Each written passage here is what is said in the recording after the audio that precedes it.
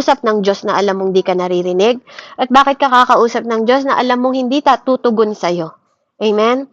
So, way po ng ating pananalangin dahil naniniwala tayo that God is near to us. He is closer to us. He is not silent, di ba? Hindi siya absent. Hindi siya absent sa buhay natin. Kailangan lang natin i-realign yung sarili natin at God is inviting us, mga kapatid. He is not distant. Hindi siya malayo. 'Di ba? Nag-a-approach siya sa bawat isa sa atin. And lumalakad po siya na kasama natin saan man tayo magpunta. Kaya napakahalaga na bakit matter ang positioning, bakit kailangan nating ma-discover na ang Diyos nagsasalita pa rin, naririnig natin ang tinig niya kasi kailangan tong maging desire. 'Di ba? Na hindi mo lang to nagiging desire. 'Di ba? Ito pa yung mag-aano sa mag-e-edify sa Amen? Na ang Diyos ay hindi malayo sa na ang buhay mo inordain niya, hindi aksidente, ang bawat moment at bawat chance na hinahawakan natin kasi we are predestined. In-encounter niya tayo kasi naka-predestined tayo sa mga divine appointment na disenyo ng Panginoon, more on more, na the more na nakikita natin at nakikilala natin ng mas malalim ang Panginoon, mas lalong nagiging malinaw yung divine appointment sa atin at disenyo ng Diyos sa atin, kung paano mag-approach yung kanyang mga salita, yung right posture natin, yung tamang posisyon natin sa harap ng Panginoon, na ma-realize natin yung reality na yon, na ang Diyos ay malapit sa atin, hindi siya malayo katulad ng iniisip ng ibang tao. Amen? And then matuto tayong alam niyo yun, yung we believe na yung mga sinasalita natin, yung mga pinagdadasal natin is naririnig ng Panginoon. And yung posture natin na nagde-determine na kung nasaan ang kalagayan natin sa harap ng Panginoong Diyos. Kasi regalo po yon ng Panginoon. Amen? Hindi po natin kailangan i-earn, di ba? Tinapos niya na. So, kailangan alam mo yung posture mo, yung position mo, naka-align yung position natin para sa pagtanggap. Hindi siya ambisyon. Amen? Kundi recipient tayo. Tumatanggap tayo dapat dahil pinili tayo ng Panginoon. We are special people, mga kapatid. Narinig mo to kasi gustong malaman ng Diyos na special ka. At ini-introduce ng Panginoon yung kanyang sarili sa'yo kasi bakit? Bakit kailangan natin marinig to? Ba't kailangan natin pag-aralan ng Panginoon? Kasi marami tayong benepisyo, mga kapatid. Kung ang mundong ito, di ba, maraming mga business plan, plano ng buhay, insurance, di ba? Ito yung assurance natin sa Diyos, mga kapatid. Mas maraming benepisyo kung malalaman at makikilala natin ang Panginoon. Kung maririnig natin ang mas malinaw, hindi tayo nawawala sa contact point ng whole body natin, soul and heart natin, di ba, ng isip natin kasi naririnig natin siya. So, isang imbitasyon para sa bawat isa sa atin na magkaroon tayo ng clear na mind at tamang doktrina. 'Di ba, ng paniniwala sa Panginoon kung sino siya, kung sino ka, 'di ba? Because God ordained you. Tinawag ka ng Diyos. Hindi, walang excuse yung edad mo, walang excuse yung background mo, walang excuse kung 1550 ka, 'di ba? God reached you. Kinatagpo ka ng Diyos. Hinanap ka niya, hindi ikaw ang naganap sa Diyos. Amen? Kaya wag niyo pong kakalimutan yon na ang Panginoon po was enough. Enough siya, kapatid, na magbayad ng kasalanan mo. Enough siya para magligtas ng pamilya ninyo. Enough siya para iligtas ka, ingatan ka. Enough siya para baguhin ang pamilya natin. Enough siya para i-prepare tayo. Amen? Ano man ang pagsubok, sitwasyon ng buhay natin, di ba po, makita natin yung assurance natin that God is enough. Sa salvation and deliverance, God is enough sa qualification na meron ka. Hindi katulad ng mundong ito, kailangan graduate ka, kailangan magaling ka sa ganito, kailangan matalino ka. No. Jesus is enough para maging qualified ka. 'Di ba? Jesus is enough para matuto ka. Yung mercy niya, yung grace niya, 'di ba? Enough 'yon para makalakad ka, na maka-align ka sa tinig, marinig mo 'yung tinig niya, yung gusto niya, yung will niya, yung way niya. 'Di ba? Yun yung sinasabi ng Diyos sa iyo at sa akin. Enough ang lahat ng 'yon para magkaroon ka ng supernatural, 'di ba? Na disiplina sa sarili mo, supernatural na function para mag-function yung mind mo, yung isip mo, yung puso mo, yung posture mo, yung disiplina mo. 'Di ba kasi alam niyo po, sabi ko nga sa inyo, mas maganda ang disiplina sa sarili kaysa motivation. Ang motivation na motivate ka lang dahil sa magagandang bagay na nangyayari sa'yo. Pero ang disiplina, iniingatan ka ng disiplina. Kaya mga kapatid, inaanyayahan ko kayo na ma-enjoy nyo ang pagbabasa ng Bible. Ma-enjoy nyo ang pag-aaral. Ma-enjoy nyo na kilalanin ng Diyos na to. He is speaking, nagsasalita siya, nangungusap siya. He is a spirit of the living God, mga kapatid. Kaya, yung disiplina, hayaan mong maging master siya ng buhay mo. Hayaan mong yung posture mo, maging continually yung posture mo na yon. Kasi instrumento ka ng Diyos na gagamitin niya dito sa mundong ito hanggang sa pagdating niya. Usher niya tayo. Kumbaga sa church, may mga usher na nagwe-welcome. 'Di ba? Sa mga taong pumapasok doon, tayo usher ni Lord hanggang sa pagbabalik niya. 'Di ba? Ano natin sa mga tao na buhay ang Diyos, babalik siya. He is true. 'Di ba? Yung kingdom ng Panginoon, nasa iyo.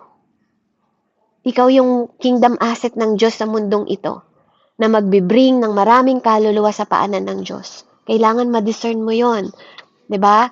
At kung kulang ka ng wisdom, sabi ng Panginoon, hingin mo sa akin. Amen? Sabi nga po, sabi po sa salita ng Diyos, sa John 10:27, "My sheep hear my voice, and I know them, and they follow me." 'Di ba? Si Kuya Adrian, hindi yan aksidente. 'Di ba na napangasawa niya si Ate Lisel? Hindi aksidente na nagpabaptize siya ngayon. 'Di ba? Kasi hinanap siya ng Diyos, pinili siya ng Diyos. At ngayon, sabi ni God, follow me anak. 'Di ba? Na kung may taong ginamit para makakilala ka sa akin, ikaw din ngayon gagamitin kita para makakilala ibang tao. So walang imposible. 'Di ba? Walang imposible sa Diyos, walang mahirap sa Diyos, mga kapatid. At 'yun yung problema ng maraming mananampalataya, hindi naririnig ang tinig ng Diyos. Kaya nagkakaroon sila ng frustration. So ngayong araw na 'to, 'di ba po, kailangan nating makita yung vision na hindi ito, 'di ba, hindi tayo mapahinto, kundi magkaroon tayo ng inspirasyon. Magkaroon tayo kung ang gobyerno may institusyon, ang bansa may institusyon, tayo din. Don't feel silent. Huwag kang manahimik. 'Di ba? Habang naririnig mo ang boses ng Panginoon, because ang boses ng Diyos is hindi siya absent. 'Di ba? Maging reason 'yon. Kung nasang lugar ka ngayon, you are a human spirit. Sa ayaw at sa gusto mo, you are human spirit. You are born again. Hindi ka na namumuhay sa dati mong pagkatao. You are human spirit na naglalakad sa mundong ito. So, kailangan nating maintindihan na nasaan man tayong lokasyon, meron tayong divine order na binigay ng Panginoon sa atin. At andun yung tinig niya, kahit na pakiramdam ng iba, malayo, hindi malayo ang Diyos. He is Emmanuel. Kahit nasaan ka, nandun siya. Kaya, wag nating pahintuin, wag nating pigilan na magsalita ang Diyos sa buhay natin. Maintindihan lang natin na sometimes God is inviting us to the silent place. Yung invitation na hindi lang tayo yung salita ng salita, hindi hayaan nating magsalita ang Diyos sa atin. Habang binabasa natin ang kanyang mga banal na salita at pagtuturo, ma-realign tayo to remember God's voice. 'Di ba? Na merong purpose ang Diyos, at ang purpose ng Diyos is eternal purpose para sa iyo at para sa akin, hindi pansamantala lang, eternal. Always, i-tied up natin, itali natin, igapos natin yung mindset natin na ang purpose ng Diyos sa atin eternal. Hindi po pansamantala. Ang purpose ng Diyos sa atin, revelation, hindi frustration. Ang purpose ng Diyos sa atin, clarity. 'Di ba? Yung clear na naririnig natin yung tinig niya para magkaroon tayo ng confidence. Amen? So yun ang mahalaga, mga kapatid. We have to cry to the Lord. Katulad ng mga Israel noon, nagka-cry out sila sa Lord para magpadala ng mercy si God. Lumapit tayo sa grace niya. Amen? Kasi napakahalaga. Alam, ang light is a primarily spiritual. Whether you like it or not, you are human of spirit. Ngayon na ikaw ay born again na. At bago mo maintindihan ito, na nangungusap ang Panginoon sa bawat isa sa atin, kailangan mong tanggapin sa buhay mo na ang sarili natin, ang spiritual ang una. Primarily talaga yon. Bakit? Because ang Diyos ay espiritu. Yun ang unang-una. Everything is natural. Everything sa mundong ito is shadow ng eternal life.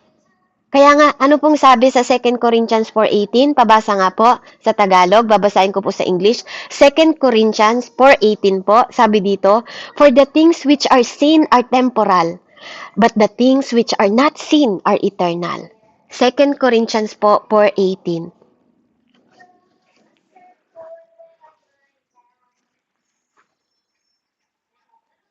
Second Corinthians 4:18. 18, Mami. 2 Corinthians 4:8. 2 Corinthians 4:18. Kaya't ang paningin namin ay nakapako sa mga bagay na di nakikita, hindi sa nakikita, sapagkat panandalian lamang ang mga bagay na nakikita, ngunit walang hanggan ang mga bagay na di nakikita. Amen. Salamat po sa salita ng Diyos. Amen. So, malinaw po mga kapatid, malinaw po mga mami, nanay, pastor, 'di ba, na ang buhay natin primarily, ang unang-una, maintindihan mo na spiritual po tayo lumalakad.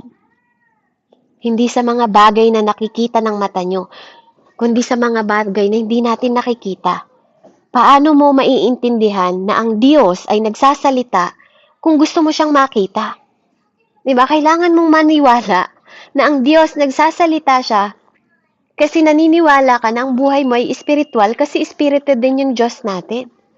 Pero hindi ibig sabihin espiritu siya, hindi niya kayang ipakita sa'yo yung mga bagay, diba? Na pwede mong makita sa mundong ito. Yung kasaganahan, di ba? Hindi porke spiritual siya, hindi niya pwedeng ipakita sa'yo yung pagbiyak ng dagat, di ba? Mga miracle healing. Yun nga yung kagandahan eh. Kapag nakita mong ang spiritual battle, no siya na. No, it will break. No, baby, you good girl. Di ba? Pag nakita mo na ang buhay is spiritual, amen? Makikita mo na lahat ng bagay is imposible, walang imposible sa Diyos. Everything is possible sa Kanya. Yun ang dapat na mindset na isang mananampalataya. Ang life mo is spiritual. At kapag ganun ang inisip mo, hindi mahirap sa'yo na marinig ang tinig ng Diyos. Kasi ang lahat ng bagay sa mundong ito is shadow lang ng eternal. Amen? So, ang physical na mundong ito, hindi ito ang foundation. Okay? Hindi ito ang foundation ng lahat ng nakikita ng mata natin. Ito ay reflection lang. It is not foundation. Okay? Kailangan matandaan niyo yun. Ang buhay natin ay spiritual. Pangalawa, this physical world is not our foundation. It is the reflection. Reflection lang to. Lahat ng event sa buhay mo, lahat ng mga painful, lahat ng mga kagalakan, lahat ng mga saya, struggle, victory, failure, di ba? Lahat ng nararanasan natin, lahat. Lahat yon. Kailangan lang nating pagdaanan kasi yun yung mga na magdadala sa atin sa buhay eternal. Naniniwala ba kayo doon? Kailangan mo lang pagdaanan yung struggle na yan. Ma-endure. Diba? Hindi yan walang kabuluhan. Yung endurance na gagawin mo sa lahat ng pagsubok mo, hindi yan walang kabuluhan, hindi yan empty kasi yan yung magiging instrument ng Panginoon para i-shape ka sa alignment ng destiny mo. 'Di ba? Kaya napakahalaga po ng pinag-aaralan natin mga kapatid.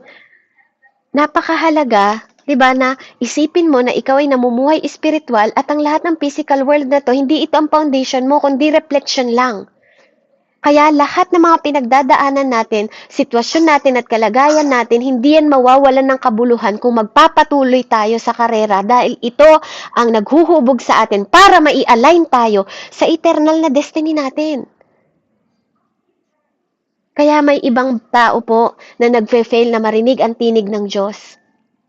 Kasi ang tinitingnan nila, ini-interpret nila yung buhay nila sa mga natural na nangyayari.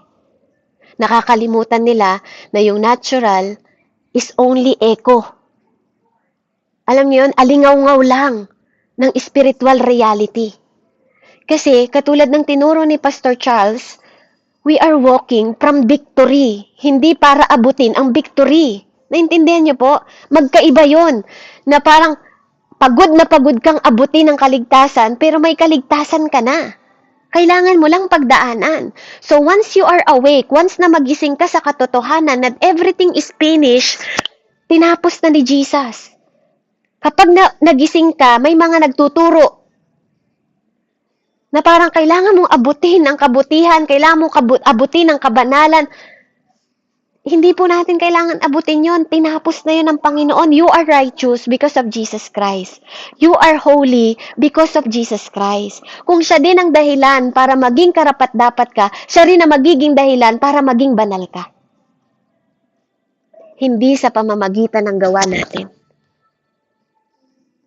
Kaya, pag naririnig niyo yung sinasabi ng ibang nagtuturo, hindi masama yun. Pero yung parang kailangan mong pagtrabahuan ng kabanalan, di ba? Paano mo pagtatrabahuan ng kabanalan kung pagiging righteous, hirap ka na? Di ba? It is declaration ng Panginoon, be holy, ye I am holy. Di ba? At kung kayang ibigay ng Diyos ang righteousness, kaya niya ring ibigay ang kabanalan, glory to glory. Amen? At yun ang katotohanan na kailangan nating ma-realize that His voice hindi nawawala. Di ba? It's always speaking. Kahit saang place ka, He is always speaking from the place of purpose. Nagsasalita ang Panginoon. Hindi siya nagsasalita na katulad ng sabi ko kahapon. Hindi siya nagsasalita para makipag-joke sa inyo o sa akin. Pag ikaw narinig mo ang tinig ng Diyos, seryoso yung sasabihin niya sa'yo. Hindi pwede siyang makipagbiruan. Wala kayong maririnig na kwento ng Bible na narinig nilang nagsalita ang Diyos na nakikipag-joke sa kanila. Hindi po. Once na marinig mo ang tinig ng Diyos, seryoso yung sasabihin ng Diyos sa'yo. Amen? Kaya, ang purpose and calling, dako po tayo sa purpose and calling. Kung saan, doon natin maririnig yung beginning ng voice ng Panginoon. So, kung ikaw naniniwala ka that every human is spirit sent by God, naniniwala ka ba? Diba? Sabi ng Panginoon tayo, hinipan ng Lord, binlow niya tayo sa paglikha pa lang niya. So, lahat tayo sinugo ng Diyos, diba? By the Spirit sent. Sinend niya tayo sa pamamagitan ng Espiritu. We are human spirit sa mundong ito. Kasi bakit? May divine purpose tayo. Walang babae o walang lalaki na aksidente sa mundong ito. Kaya ikaw, hindi ka aksidente sa mundong ito. Before ka pa ma-reveal, before mo pa malaman ang calling mo, may purpose na si God sa'yo. Kompleto na yon, intentional yon sa buhay mo. Amen? Meron ka ng final destination. Bago ka palang ipanganak sa mundong ito, hindi nagbabago po yon, yung purpose ng Panginoon. At pag sinabing calling, it is divine summon. Summon to na binibigay sa bawat isa sa atin. Na magdadala sa'yo sa intention. Nakita niyo po? Yung purpose, magbibigay sa'yo, di ba, ng intention sa buhay mo. Yung final destination mo, yun ang purpose ng Panginoon bago ka palang ipanganak.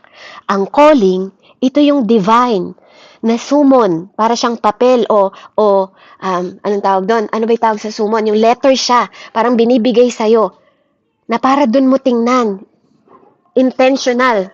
Halika na, anak. Diba? Intentional na binibigay ng Lord yung calling. Diba? Yung calling natin, tinawag tayo ng Panginoon para sa intensyon. Nakapanawagan natin sa mundong ito. Okay? Amen? Oh, who opened the door for you? Wow. Somebody's opening the door without you, man. Oops. Amen. So, yun po, yung purpose and calling, magkaiba po yun. Pero magka-attach po yun, intentional yun na binigay ng Panginoon sa bawat isa sa atin. Kaya nga, the very first thing, amen, na kailangan nating matutunan is marinig natin ang tinig ng Panginoon. 'Di ba? Sa bawat kaluluwa ng tao na nagko-convict sa kanila. Amen? Kaya nga sabi ng Panginoon sa John 16:8, tayo po hindi tayo sumunod sa Panginoon nang walang conviction. Amen? Lahat tayo may conviction. Tinawag tayo, may naramdaman ka nung tinawag at nakarinig ka ng salita ng Diyos. Sabi po sa John 16:8, and when He is come, He will reprove the world of sin, and of righteousness, and of judgment. So kapag dumating daw ang Espiritu ng Diyos, iko-convict daw tayo nito. Gigisingin tayo nito. Na po, sa nagte-take down note, John 16:8 po yun. Gigisingin tayo. At magtatanim siya ng buto, di ba, ng salvation sa atin. So, ang first echo ng Panginoon, ang first echo ng voice ng Diyos sa atin, di ba po, yun yung echo ng Panginoon, yung voice niya, di ba, na nagtatanim po siya, yun yung Espiritu ng Panginoon na nagtatanim po. Dumadating siya sa atin para i-reprove tayo sa mundong ito, para tanggalin, magpatotoo na tayo ay nagiging righteous at siya ang magja-judge sa atin sa tulong ng Espiritu na nagko-convict sa bawat isa sa atin.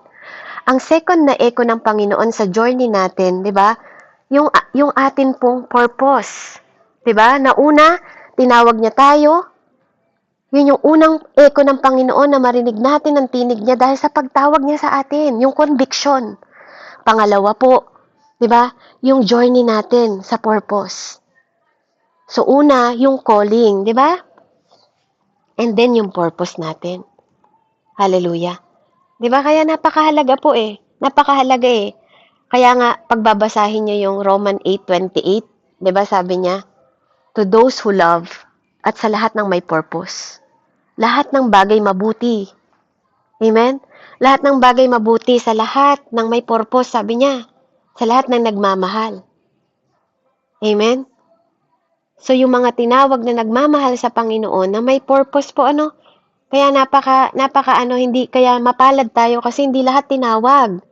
Hindi lahat po, maaaring lahat may purpose, pero hindi tayo lahat tinatawag ng Panginoon na dito sa divine, kasi divine po yung pagkakapili sa atin. Divine yung pagkakatawag po sa atin.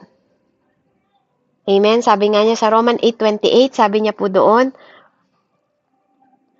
alam nating sa lahat ng bagay ay gumagawa ang Diyos para sa mabuti, kasama ang mga nagmamahal sa Kanya, silang mga tinawag ayon sa Kanyang layunin. Amen? Calling and then purpose. Amen po? Diba, hindi ka pwedeng tawagin na wala kang gagawin. Hindi ka pwedeng tawagin na hahayahay lang tayo. So, meron po. May purpose po. Kaya, purihin ang Panginoon. Sabi niya po sa 2 Timothy 1:9, pakabasa nga po pahanap po sa Tagalog, no? Kaya yung second echo niya po, yung sa purpose natin. Ito yung purpose natin. Ito yung mag-i-instruct sa atin. Ito yung summon na nakasulat doon na, anak, ito yung kailangan mong gawin. Ito yung kailangan mong sundin. Ito yung kailangan mong alalahanin. Ito yung instruction. Ito yung correction. Ito yung po yung confirmation na naririnig natin ng malinaw sa tinig ng Panginoon. Na anuman ang bagay, mapa-outside man o inside man, yung purpose natin, mafe-feel natin yon like a silent. Diba? Maririnig mo yon like na parang may silent na nagpapahinto sa'yo na wag gawin yung bagay na yon. Yun yung conviction, di ba? Na nagko-correct sa atin. Nagbibigay ng instruction, anak, wag mong gawin yan. Tapos, iko-correct. Hindi ba, sabi ko sa'yo, ganito? Tapos, malalaman mo talagang Diyos yun kasi nga, dadalhin ka nun sa mabuti. Di ba? Ini-instruct ka niya, kino-correct ka niya, si Ana, at kino-confirm niya na ako yun, anak. Malinaw mong narinig na binabawal kita, ihinto mo yan, makakasama yan sa'yo. So, His voice, amen? His voice, hindi siya nag-ooperate, diba? Outside lang. Amen? Kundi nag-ooperate siya, even inside. Dahil sa eternal intention niya sa buhay mo at sa buhay ko. Amen? So, nakahanap niyo po ba? 2 Timothy 1:9. Ano pong sabi niya doon? Amen. 2 Timothy 1:9 na na nagligtas at tumawag sa atin upang tayo'y maging kanyang bayan. Ito'y ginawa niya sa pamagitan ni Kristo Jesus, hindi dahil sa ating mga gawa, kundi ayon sa kanyang layunin at kagandahang loob na inilaan sa atin bago pa magsimula ang panahon. Amen. Salamat sa salita ng Diyos. Amen. Di ba ang linaw, ano? Hindi sa iyong gawa, hindi sa aking gawa, kundi kay Jesus Christ. So, sino ang foundation natin? Hindi ang mundong ito, kundi ang finished work ni Jesus.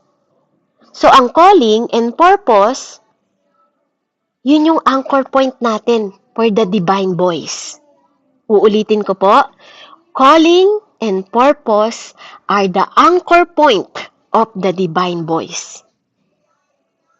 So, yun yung purpose, yun yung ibig sabihin po, where the voice begin. Dun siya nagsisimula, na marinig mo ang tinig ng Diyos dahil sa purpose and calling, o dahil sa calling and purpose, yun yung anchor point natin of the divine voice para marinig natin ang tinig ng Diyos. Yun yung beginning. The voice, where the voice begin.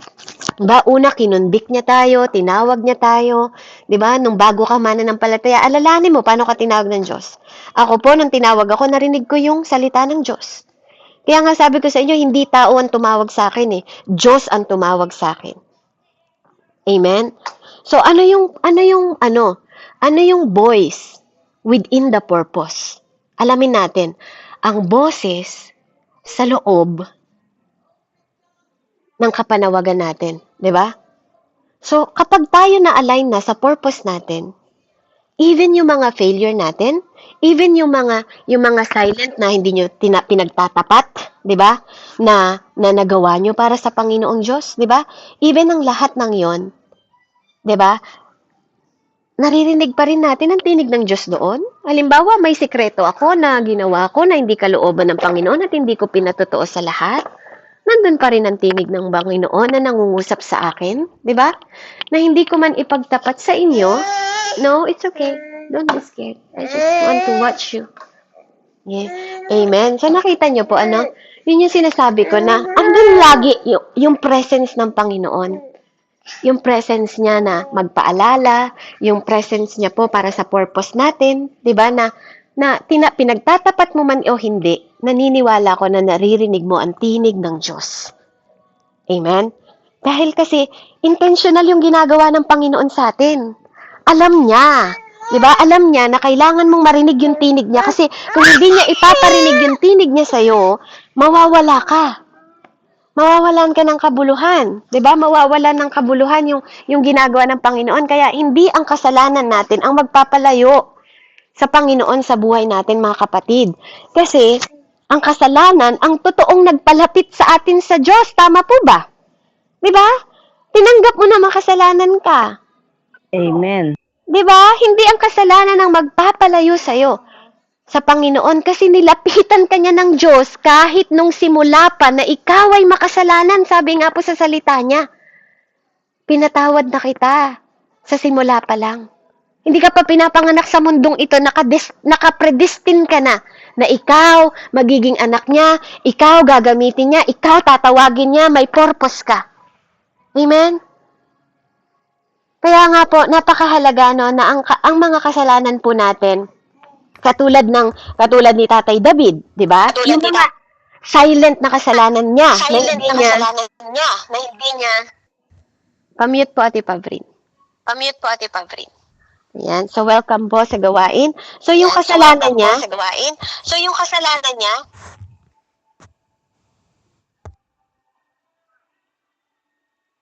Amen. So, yung silent na kasalanan ni Tatay David, halimbawa na lang natin, biblical na lang, wag na sa atin, no? Baka sabihin nyo, tinataas ko yung pangalan ko, tinataas ko yung kung sino. Si Tatay David na lang yung example natin. Yung pagmamurder niya kay Uriah. Diba? Yung pagkuha niya sa asawa niyang si Bathsheba, dahil asawa yun ng kanyang tauhan. Walang nakaalam nun. But yet, diba? Hindi siya inabandon ni God. Hindi siya iniwan ni Yahweh. Diba? Anong ginawa ni Yahweh? Instead, inextend pa ni Yahweh yung kanyang kamay. Diba?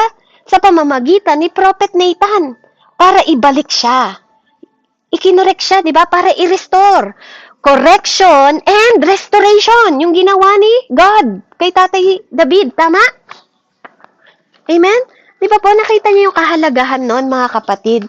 Kaya nga po sinasabi ko sa inyo na huwag niyong hahayaan na lilinlangin tayo ng kaaway. Di ba po, hindi ko sinasabing magkasala tayo sa Diyos. Pero ang sinasabi sa atin dito na God is still correcting us. God is still restoring us.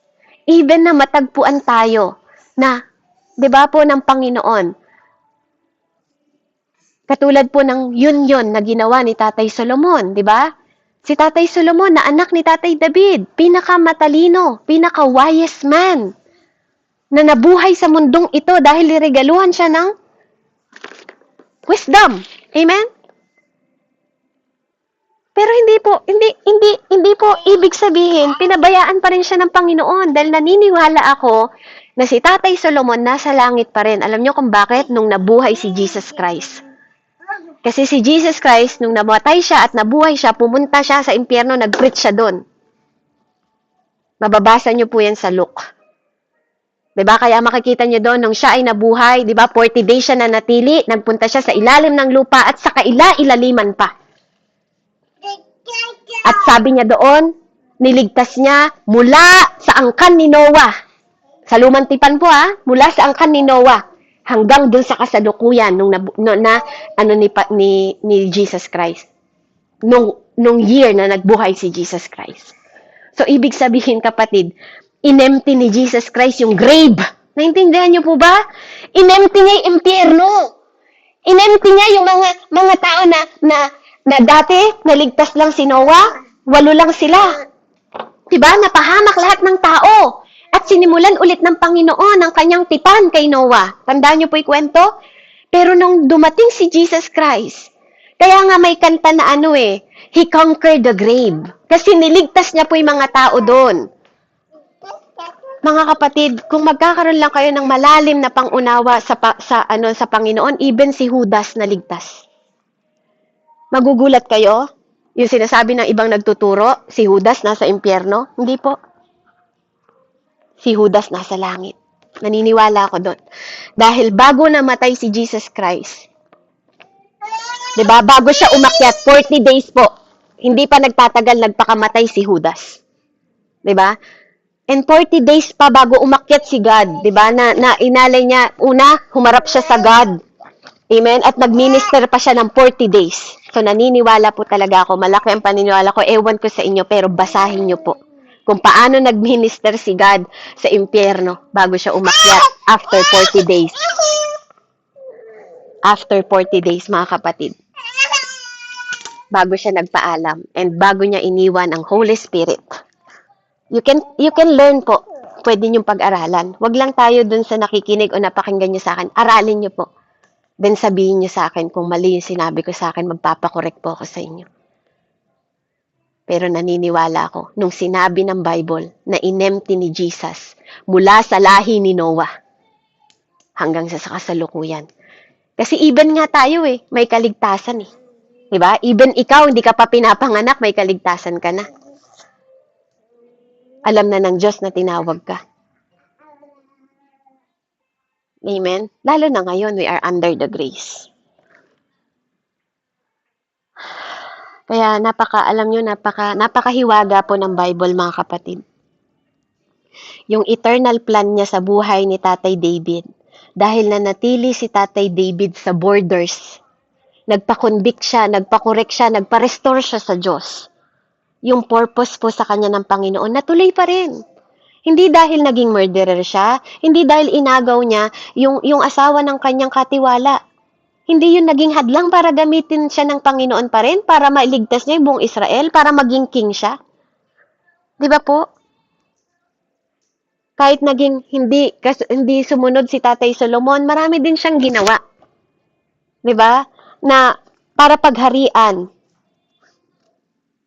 yung Israel. May mga purpose po sila. 'Di ba? Kaya si God po, hindi siya nagso-sustain ng human perfection.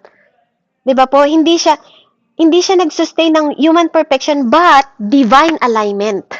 Hindi kanya pine-perfect 'Di ba? Para sa human dito, para sa mundong ito na makita kang perfect ng tao, hindi mga kapatid. Si God po, ang purpose niya is for eternal. Pine-perfect ka niya para sa eternal. Sinusustain niya yung human perfection mo for eternal purpose. For divine alignment. Amen? So when you are in purpose, excuse me po, kapag ikaw ay nasa purpose, yung tinig ng Panginoon, ang magre-reach out sa'yo para sa correction. Amen? At even gumamit siya ng ibang tao, gagawin po ng Panginoon yon. Kung paanong ginamit si Prophet Nathan, may gagamitin din tao sa'yo para sabihin na may mali ka dyan, anak. Amen? Kailangan mong itama yan. Yung mga pastor natin, di ba, reverend natin, bishop natin, evangelist, di ba, yung word of God, yun yung mag-aano sa atin. Magtutuwid po sa atin. Kaya wag nating merong taong magre-reach out sa atin. Amen? So, ang boses ng Panginoon, nagre-redirect po siya para mag-function yung ating purpose. Ang tinig ng Panginoon, hindi lang po para sa conviction at correction. Nagre-redirect din po ang tinig ng Diyos. Amen? So, makikita natin, mamimit natin ang Panginoon, mga kapatid, 'di ba, sa people, sa mga tao na nakakausap natin, nakakatagpo natin, sa mga place na napupuntahan natin sa mundong ito, nagpa-function po ang revelation ng Panginoon para sa eternal assignment natin. Katulad po ni Tatay Peter, 'di ba? Sasampulan ko kayo. Si Tatay Peter po, 'di ba? Habang nangingisda siya, saan niya ba natagpuan ng Panginoon? 'Di ba? Tinawag siya ng Diyos habang nangingisda. Sa Matthew 4:19 makikita niyo po 'yun. 'Di ba? And Jesus walking by the Sea of Galilee and saw the brethren Simon called Peter, Andrew and his brothers casting nets. 'Di ba? Nakilala niya po si Jesus habang sila ay nangingisda. Gagamitin ng Diyos yung isda ginamit ng Diyos para matawag si Tatay Peter. Tama po ba? 'Di ba? Tinawag siya para ibigay yung prophetic revelation, yung calling sa kanya. 'Di ba? Ng Panginoon na hindi siya nagpasalamat sa isda. Sabi ko nga po na magdamag niyang inantay. Nagpasalamat siya at humingi siya ng tawad sa Diyos dahil siya'y makasalanan. Yun yung divine revelation sa kanya ng Panginoon, si Tatay Moises. Paano po tinawag si Tatay Moises, mga kapatid? Ha? Tinawag po si Tatay Moises sa pamamagitan ng burning bush. Hindi ba? Ginamit ng Panginoon yung umaapoy na puno para tawagin si Tatay Moises. Para marinig niya ang tinig ng Panginoon. Hallelujah. Diba? Mababasa niyo po yan sa Exodus 3:1 hanggang 4. Amen? Kung paano po siyang tinawag sa midst ng kagubatan. Diba? Nag-shepherd siya para ma-prepare yung mga tupa ng Israel, ng mga tao, yung mga people of God. Amen? So nakikita po natin kung paanong kinatagpo ng Panginoon yung mga tao noon. Si Gideon, 'di ba? Si Gideon po. Paano kinatagpo si Gideon? Tinawag siya ng Diyos. Yung voice ng Panginoon ang nag-transform ng kahinaan niya. Nagpipreach na rin po itong si Siana. Sandali lang po, bigay ko lang sa daddy niya. Dear, I'm teaching the Bible.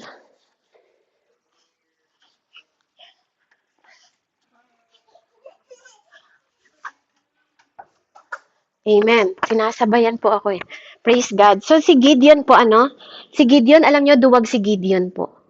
Dahil nakikipaglaban siya noon, pero binigyan siya ng courage ng Diyos. So mababasa nyo po si Gideon sa Judge 6:11 hanggang 12. May pinadalang anghel. So ginamit ng Diyos yung anghel, 'di ba? Para paalalahanan siya ng angel of the Lord na nag-appear sa kanya. Sabi niya po sa Judge 6, sa lahat ng nagte-take down note po kung paano, si Peter po natagpuan Matthew 4:19, si Moises po makikita niyo sa Exodus 3:1 and 4, si Gideon po sa Judge 6:11-12, yung kwento na yon, baybayin niyo po, makikita niyo kung paano sila tinawag ng Diyos. 'Di ba? Nakita niya po yung anghel. Habang siya ay nag-aano ng opera, 'di ba? Sa bukid po yata 'yon Doon sa mga Midianite. Doon niya na-meet ang anghel, di ba, na nagbigay ng courage sa kanya sa panahon na siya'y mahina. Wala siyang tapang, narinig niya yung tinig ng Diyos na nag-transform sa kanya para maging malakas. Hindi po pinipili ng Diyos yung malalakas, pinipili niya yung mahihina. Amen? Pinipili niya yung hindi matalino, pinipili niya yung mga mahina ang ulo para patunayan, 'di ba, na siya ay Diyos. Siya ang gagamit sa mga piling ng mga mundong ito, wala nang gamit pero siya kaya niyang gamitin. Si Elisha, paano po tinawag si Elisha? 'Di ba? Nag-aararo sa bukid. Amen? Sa 1 King 19:19 makikita niyo doon kung paano yung departed 10, sabi ganon, and found Elisha, the son of Shaphat, who was plowing with 12 yoke. Di ba, nag-aararo siya noon nung pinuntahan siya ni Elijah. Di ba, nasabi niya, last na araro niya na yun kasi sasama siya sa lingkod ng Diyos. Amen? Yung faith niya ng laborer sa field, sa bukid, di ba? Pinosisyon siya ng Panginoon para saan? Sa prophetic. Na maging successor. Amen? Si Amos. Paano po natagpuan si Amos? He is a herdman. Nag-gather po siya ng mga prutas. Diba? And si God, nilip siya into prophetic office. Makikita niyo po yan sa Amos 7, 14, 15. Diba? Yung kawalan niya ng security, nag-lunch yun para sa point, diba? Na magkaroon siya ng assurance at security sa Panginoon. Si Tatay David. Diba po? Nagpapastol ng tupa. Inanoint ni Samuel na maging king. Amen? Sa 1 Samuel 16, 11 hanggang 30 po, yung dating nakadepende lang siya sa pag-prepare ng mga alaga niyang tupa, ginamit na maging dependent. Di ba? Mag-depend siya. Pinrepare siya ng Diyos para mag-depend ng nation. Amen po ba? Di ba? Si Matthew, nakaupo lang na tax collector. Di ba? Masama ang tingin ng maraming tao sa kanya kasi ang tax collector noon para sa kanila magnanakaw. Pero when Jesus come, di ba? Nung dumaan si Jesus Christ sa inuupuan niyang lamesa, ano sabi sa kanya ni Lord? Follow me. Yung conviction, nakita niyo yung conviction na hindi naman niya pinreach yan. Hindi naman siya nag-preach sa harap ni Matthew. Pero narinig ni Matthew malamang yung bawat mga tinig, mga alingaw-ngaw ng balita about kay Jesus Christ. At nandun yung conviction niya agad. Diba? Tinawag siya from the beginning pa lang, mga kapatid. Sabi ko sa inyo, pag ikaw tinawag ng Diyos, kahit ayaw mo, meron sa loob mo na magkukonvict sa'yo na tinawag ka ng Diyos. Yung grace ng Lord na nag-interrupt sa kanya, kung saan siya nasa place ng corruption, di ba? Yun yung ginamit ng Lord, di ba? Para bigyan siya ng grace, para baguhin kung sino siya sa mata ng tao. Si Matthew, si Paul, na dating Saul. Kinatagpo ni Jesus sa Damascus, na nagpa-persecute sa mga church. Mabuti ba'y ginagawa niya? Perpekto ba siya nung kinatagpo ng Diyos? Hindi. But when the voice of the Lord, inarrest siya mismo ng boses ng tinig ng Diyos. Po, Saul. Diba? Saul, sabi sa kanya, sino ba'y pinapersecute niya? Yung kapwa natin mga Kristiyano. Pero para kay Jesus, personal yun, mga kapatid. Kaya pag may nagpo-persecute sa inyo, kalaban din ni Jesus yun. Diba? Saul. Diba? Nag-tremble siya, natakot siya. Panginoon, sabi niya agad kasi narinig niya yung tinig eh. Nabulag pa nga siya eh. Diba? Kahit na na-misdirect siya sa dami ng pinag-aralan niya, dahil sa sobrang knowledgeable niya, niredeem pa rin siya sa leadership ng Panginoon. Naging apostol siya. Diba? Nakaranas siya ng binulag siya. Sabi pa nga, Lord, diba yan yung sabi nung isa, sino ba, ano na ang pangalan ng pastor, yung nagbaptize sa kanya? Diba? Pinadala siya dahil sa panaginip, nananaginip si Paul. Tapos pinadala din yung matanda na yun. Sabi niya, sandali lang Lord, yan yung nababalitaan ko, di ba, na umuusig sa mga Kristiyano, ba't kailangan mo ko ipadala sa kanya? Anong sabi ng Panginoon sa kanya? Hindi dahil niligtas si Paul, si Tatay Paul ng Panginoon, naging exempted siya, mga kapatid, sa mga pagsubok. Pinagbayaran niya lahat yon. Kung maririnig niyo ang testimony ni Tatay Paul, sabi ng Panginoon sa kanya, ibaptize mo siya, 'di ba? Gagamitin ko siya. Puntahan mo siya, pagalingin mo siya, gagamitin ko 'yung tao na 'yan. Kung meron siyang atraso sa palagay ninyo, sa akin siya magbabayad. Ine-elaborate ko lang po, Pero kung papansinin niyo ang buhay ni Tatay Paul, nilatigo siya.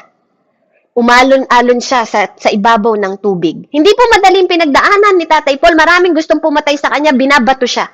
Kung paanong ginawa niya rin sa mga nag-uusig, doble-doble yung hirap na naranasan ni Tatay Paul. Pero dahil sa revelation ng Panginoon, sa tinig ng Diyos na nag-redirect sa kanya, hindi niya nakasama si Jesus Christ. Narinig niya lang po yung tinig ng Diyos at naging pattern yun para sa kanya, para maging prophetic pattern yun sa kanya sa revelation ng Panginoon. Yung tinig ng Diyos na kumatagpo sa kanya, na nag-function sa kanyang buhay dahil sa revelation ng katotohanan ng pagiging born again niya. Naging tinig ng revelation ng katotohanan ng purpose niya kung bakit siya pinanganak. At hindi na sayang yung experience niya sa pinag-aralan niya dahil ang sabi niya, walang ibang totoo kundi nung pinako si Hesus Kristo sa krus. At siya mismo ang nagpatotoo na walang halagang lahat ng pinag-aralan niya dahil si Jesus Christ. Yun yung na-experience niya, si Jesus Christ. Amen? Kaya nga po, ang purpose natin, hindi po para i-discard ka sa skills mo. Hindi. Kasi, mangingisda pa rin sila Tatay Peter. Amen? Actually, si Tatay Peter po, hindi siya mahirap na mangingisda. Mga kapatid, sometimes kasi yung pagtuturo sa atin, hindi po siya mahirap na mangingisda. Kapag ikaw nung panahon na yun, may-ari ka ng bangka, ibig sabihin may kaya ka. Sila ng mga kapinsan niya, sila Andrew, may-ari sila ng bangka. So, hindi sila mahirap. Amen? Influential person sila. May impluensya sila.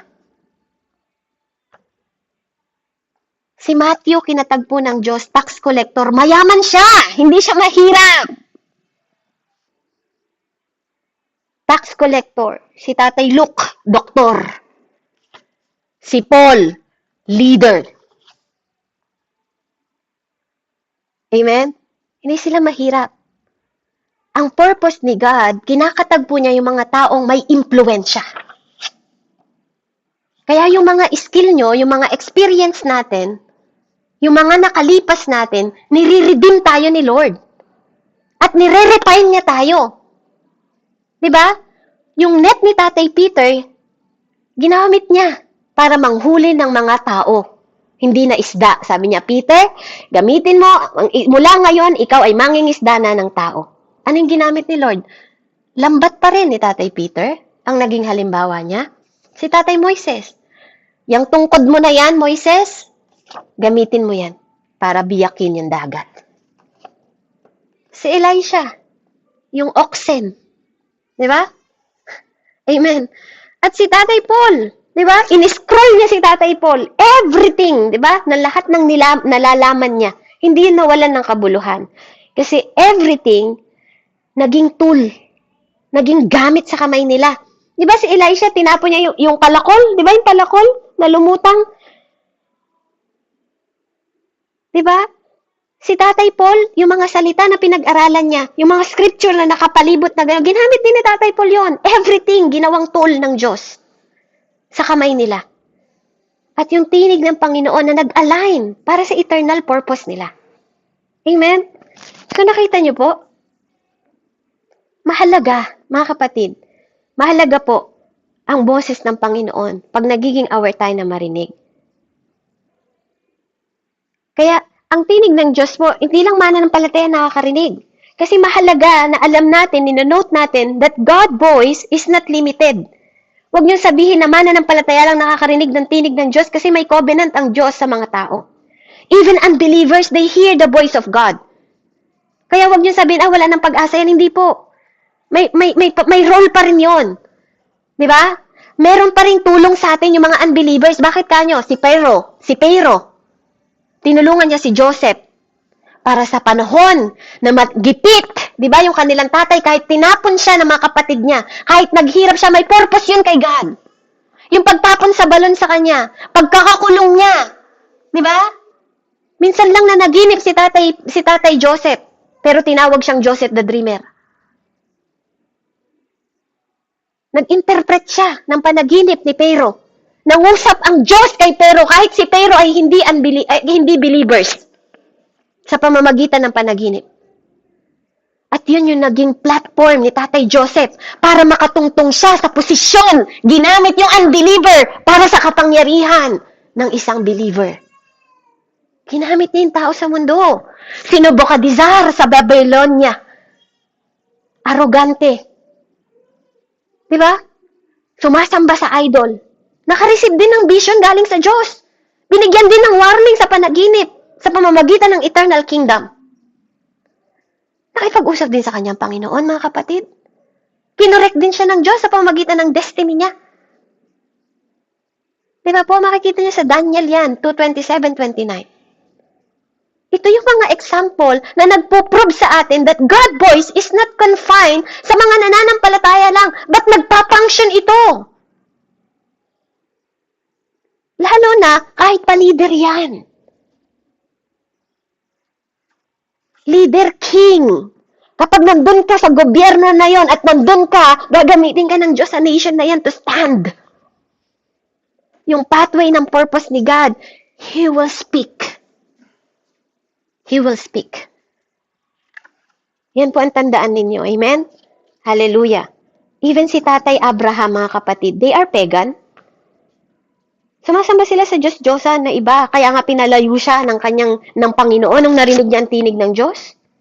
He bring Lot na nagbigay sa kanya ng delay sa promise ng Panginoon sa kanya. Kasi tingnan nyo, nung lumayo si Lot sa kanya at napunta si Lot sa Sodom and Gomorrah, di ba? Dahil sa confident din ni Lot, di ba, kinalaban niya yung kanyang tatay Abraham, na wala lahat ng yaman niya, saan siya napunta? Sa kapahamakan. At simula nun, nagsimula yung blessing ni Tatay Abraham more and more and more. Na-discover ni Tatay Abraham yung susi na kailangan siyang mag-return sa altar. Kaya yung tinig ng Diyos, mga kapatid, nasa altar din. Alam nyo, pag nabasa nyo at sineseryoso nyo ang pagbabasa ng Bible, si Tatay Jacob, nung nagpunta rin siya sa na naginip siya, na yung daan ng anghel is doon sa Israel, naglagay siya ng altar doon. Tinuro ko na to dati. May altar sila. Si Tatay Noah nagtayo din ng altar sa Panginoon. Si Tatay Abraham nagtayo din ng altar. May meaning ang altar, mga kapatid. Kaya alam niyo yung mga nasa sa church, huwag niyong titingnan na normal na altar lang. Hindi siya lang basta pulpito. Maniwala kayo. When you see in the spirit, makikita ninyo yung altar ng harap ng sa church, lalo na kapag nagmi-minister din ng Holy Spirit, hindi siya normal na altar. Hindi siya normal na pulpito. Kapag ikaw ay nabubuhay sa espiritual, hindi mo titingnan ang lahat ng bagay na gamit ng Diyos na normal, na natural lang, hindi. Lahat supernatural. Kaya ang altar po, ginagamit din yan ng place kung saan ang alignment. Ngayon, sino na ang altar ng Diyos? Ikaw na at ako. Ikaw ang ginamit na altar, ikaw naging templo ng Panginoon, nirestore niya tayo. At madalas, nadidistract tayo dahil sa mga ulap, di ba? Dahil sa mga alon. Amen? Pero yung altar, yun pa rin yung nagiging compass natin. Yung conviction, yung correction, yung restoration ni God. Yung God voice pa rin ang nag-a-affirm sa atin, nagre-reaffirm siya, nagsasalita ulit siya dahil sa purpose niya, nire-realign ka na, dinadirect ka ng Diyos, nire-restore ka niya. Yun yung malinaw na clarity ng Panginoon. Kaya if you feel silent, kung pakiramdam mo silent si God sa'yo, ask yourself, because ikaw na yung altar ngayon ask yourself, when was the last time na bumalik ka sa altar? Na nagdadasal ka, na seryoso ka lumalapit sa Diyos? When is the last time na nag-worship ka at nagsosurrender ka sa Panginoon? Amen? Ito po yung alalahanin natin. Because still God is speak. Ang dami pong pinaalala sa atin ng Panginoon ngayong araw na to sa pamamagitan ng tinig ng Diyos na tumawag sa mga tao. And I believe, tinig din ng Diyos ang tumawag sa'yo. Kaya huwag niyo maliitin lahat ng mga pagsubok na pinagdadaanan natin dahil katulad nila, hindi naging hayahay yung buhay nila.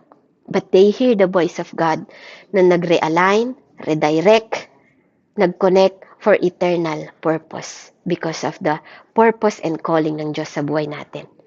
Dahil ang kapanawagan natin ay eternal, not joke, hindi biro po. Seryoso ang Diyos. Amen? Purihin po ang Lord. Let's pray. Heavenly Father, in the mighty name of Jesus, Lord, salamat po na natagpuan namin ang tinig mo, na naririnig namin ang tinig mo.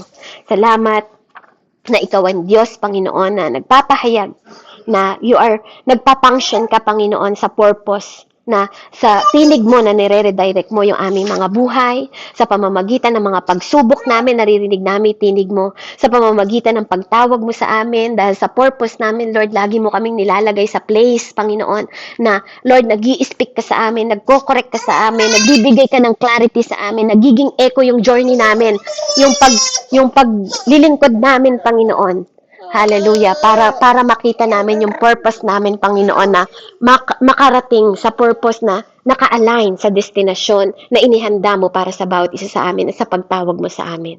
Kaya, Ama, maraming salamat po na ang iyong tinig, ang simula, Panginoon, ng malalim na wag na namin lagyan ng tape. Wag kaming maniwala sa mga tao na nagsasabi that you are silent, na hindi ka na nagsasalita, na ang salita mo lahat nasa Bible na hindi, Lord, you are talking, you are convicting, you are correcting us, you are guiding us, Panginoon. Sa lahat ng bagay, sa lahat ng aspect ng buhay namin. And we believe in that, Father God, na noon walang Bible pero nilid mo si Tatay Abraham. Walang Bible, nilid mo si Tatay Job because of your voice. And you never change. You are the same yesterday, today, and forevermore, Father. Lord, we bless your name. We adore you. We glorify your name. And Lord, nandito po kami. Handa kaming marinig ang tinig mo. Isugo mo kami. Tulungan mo kami. Palakasin mo kami. Patapangin mo kami, bigyan mo kami ng boldness, hindi arrogant. Bigyan mo kami ng maturity, Panginoon, hindi immaturity. Because, Lord, we are qualified not because of our will, but because of your will and your finished work. Salamat, Panginoon, hindi dahil sa pinag-aralan namin, kundi dahil sa pagpili mo sa amin at dahil sa purpose namin. Dakilang Ama, salamat po sa pangalan ni Jesus. Ito po ang aking samot dalangin.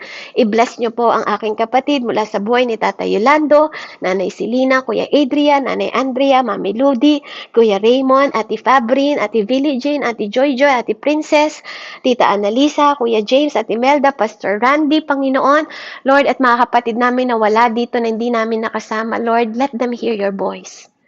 Abutin mo sila. Katagpuin mo sila. Gabayan mo sila.